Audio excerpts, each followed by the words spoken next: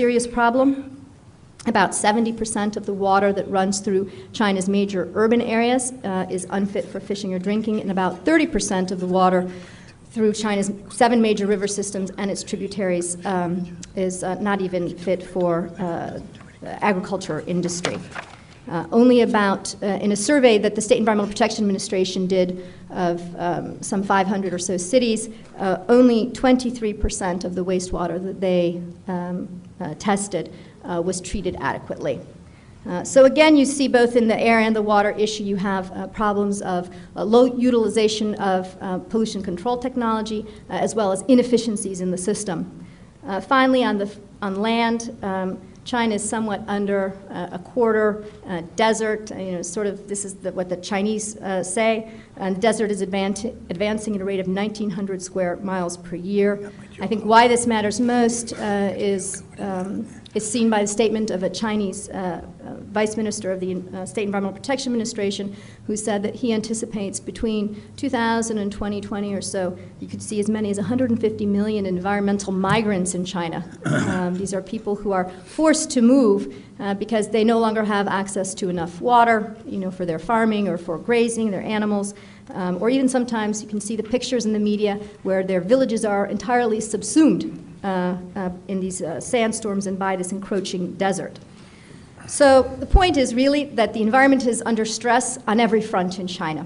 And as you look outward over the next 20 years, I think the challenges become even greater because China is very, very rapidly developing a system of transport that will, or seems to, about to rely a lot on private cars. It's, constructing some 50,000 miles of highways. It has very significant difficulty in controlling local investment into heavy, inefficient industry. And it has this process of urbanization underway. And urban residents, they want to urbanize 300 million people between 2000 and 2020. And urban residents use about 2.5 times more energy than their rural counterparts. So again, offers enormous opportunities to do things differently right now. They're just building cities upon cities. Shanghai's going to have 10 satellite cities or something like that.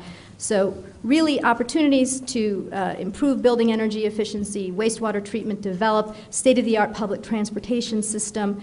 The real question is this what we're going to see as we look out over the next 15, 20 years? Now, in terms of the global environment, I think the issue that's received most attention certainly has been the issue of climate change, where China has for a while now been the second largest contributor to global climate change after the United States. The International Energy Agency came out last fall and said, well, actually China's going to surpass the U.S. as the largest contributor of carbon dioxide, one of the key greenhouse gases by 2009. Now all of a sudden, people are coming out and saying, actually, they're going to surpass us this year, 2007. So global climate change is probably the issue now, and particularly in Washington, that has captivated people. And I can tell you in Congress, they are having, every single committee is having hearings on this issue of climate change. The Budget Committee, International Relations Committee, there's a whole new committee that's being formed. Anyway, every week now there are hearings on climate change, and China is an important element within these discussions about what the United States should do. Timber. China is the largest importer of illegally logged timber in the world. Those of you who visited Shanghai, for example, they have these flooring companies and floorboards, plywood, paper and pulp products. China imports about 80% of its timber from Brazil. 80% of the timber that it imports from Brazil is illegal. Same is true of Gabon. Overall, about somewhere